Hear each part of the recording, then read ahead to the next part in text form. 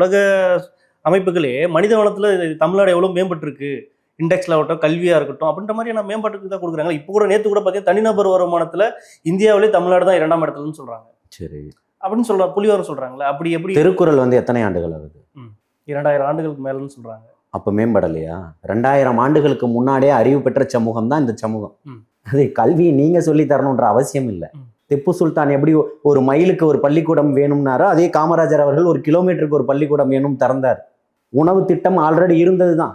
உணவு திட்டத்தை நிறுத்தினது யாரு? அதை திரும்ப கொண்டு வந்தவர் கர்ம வீரர் காமராஜர் அவர். அதை வந்து இப்போ எம்ஜிஆர் மேம்படுத்துறாரு, கலைஞர் திருப்பி அதையும் மேம்படுத்துறாரு. இருக்கிறதே மேம்படுத்திக்கிட்டு தான் போனீங்க. நீங்க வந்த உடனே அம்மா உணவகத்தை மூடணும்னு சொல்லலையா? இன்னைக்கு அம்மா உணவகங்கள் திருப்பி எதிர்ப்புனால செயல்படலையா? இன்னைக்கு எத்தனை அம்மா உணவகங்கள் செயல்பட்டுக்கிட்டு இருக்கு, நல்லா எத்தனை பசியாளிங்க சாப்பிட்டுக்கிட்டு இருக்கிறாங்க. ஒரே ஒரு முறை ஒரு நாடாளுமன்ற உறுப்பினர் ஏதோ ஒரு பகுதிக்கு நீங்க ஆய்வுக்கு போனா இன்னும் எவ்வளவு தரமா கிடைக்கும்.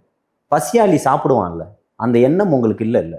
நீங்க போகும்போது மட்டும் புது தட்டு, புது கிண்ணம், புது சாப்பா எல்லாம் நல்லா இருக்கு. மறுநாள் இல்லையேங்க. அங்க இருக்கக்கூடிய கழிவறைகளுடைய நிலை என்னவா இருக்கு? அப்ப என் தம்பி தங்கச்சிங்கள் அங்கேயே ஆரம்பத்திலே அங்க பிரச்சனையோட தானே வெளியில வராங்க. எத்தனையோ மகளிர் பெண்கள் மேல்நிலை பள்ளிக்கு எத்தனையோ விஷயம், எவ்வளோ விஷயங்களை எடுத்து சொல்லியிருக்கோம். நாப்கின் பேடு, பர்னிங் மிஷின் வாங்கி கொடுங்கன்னு சொல்லியிருக்கோம். எத்தனை பள்ளிகள்ல இருக்கு. அப்ப இதெல்லாம் பேசுறதுக்கு நீங்க ஏன் தயாராக இல்லைன்னு கேட்குறோம்.